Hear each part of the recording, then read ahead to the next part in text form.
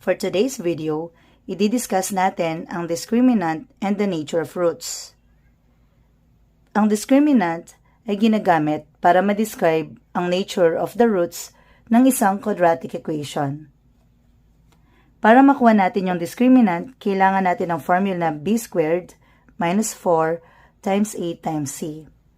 Kapag nag-solve tayo at ang nakuha natin na discriminant ay 0, ang nature of roots natin ay the roots are real numbers and are equal. Kapag naman ang nakuha natin ay greater than 0 and perfect square, example, 9, 25, 100, the roots are rational but are not equal. Kung nakuha natin ay greater than 0 but not perfect square, the roots are irrational but are not equal. Kung ang makukuha natin ay less than 0, these are the numbers na negative. Ang ating nature of roots ay no real roots. Tandaan, ito ang mga nature of roots. At ito naman ang ating formula. Now, let's discuss our first example. We have x squared plus 7x plus 10 equals 0. Kukunin natin yung value ng a, b, and c. Para sa mga hindi nakakaalam kung saan yung a laging kasama ng x squared. Ito ay 1. B naman laging kasama ng variable x. Yun ay 7. Ang c naman natin ay constant, 10. Ngayon naman, isa-substitute natin sa ating formula. B squared minus 4 times a times c. In place of b, we will write 7. Minus 4 times a. In place of a, we will write 1. And c, 10. Ngayon naman, simplify natin. 7 squared ay 49 minus 4 times 1, 4 times 10 ay 40. Ang sagot natin, 49 minus 40 ay 9. Ang 9 ay greater than 0 at isa siyang perfect square. So yung roots natin, the roots are rational but are not equal. Sa discriminant, 9, perfect square siya. Kaya ang ilalagay natin, the roots are rational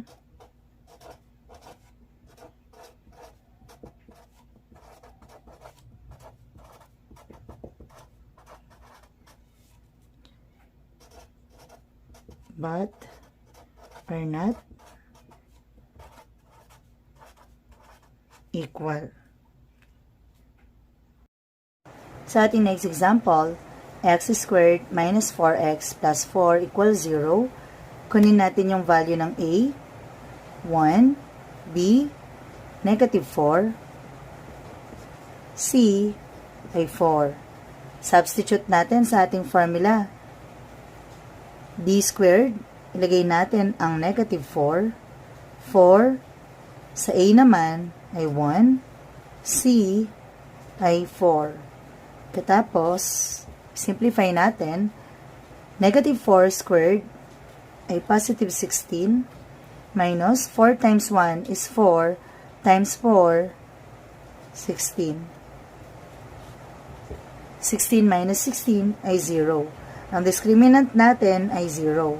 Kapag ang nakuha daw natin ay 0, ang nature of roots niya ay the roots are real numbers and are equal. The roots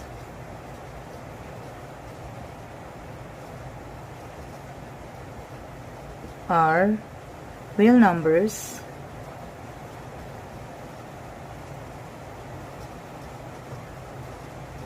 and are equal. For our next example, we have x squared plus 5x plus 3 equals 0.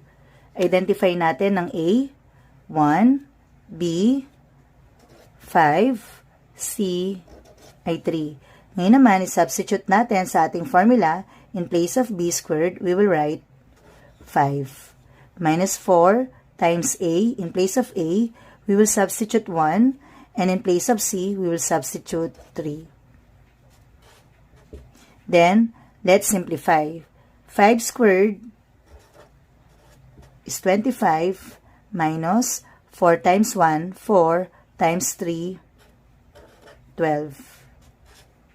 25 minus 12 is 13. Ngayon, ang ating discriminant ay 13. Ang 13 ay greater than 0, pero hindi siya perfect square. Kaya ang nature of roots niya ay, again, greater than 0 but not perfect square. The roots are irrational but are not equal.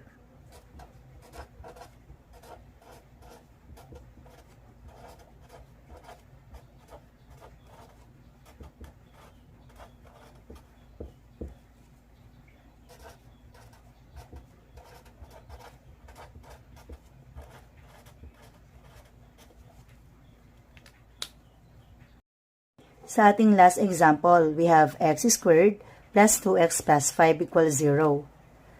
Ang value ng a natin ay 1, b, 2, c naman ay 5. Sa ating formula na b squared minus 4 times a times c, in place of b, isusulat natin yung 2. Minus 4 times a, in place of a, isusulat natin yung 1, at c naman, isusulat natin yung 5. 2 squared ay 4, minus 4 times 1, 4, times 5 ay 20. Kapag sinimplify natin to, ang sagot natin ay negative 16. At ito ay less than 0. So, ang ating nature of roots ay no real roots. Discriminant, negative 16. Nature of roots, no real roots.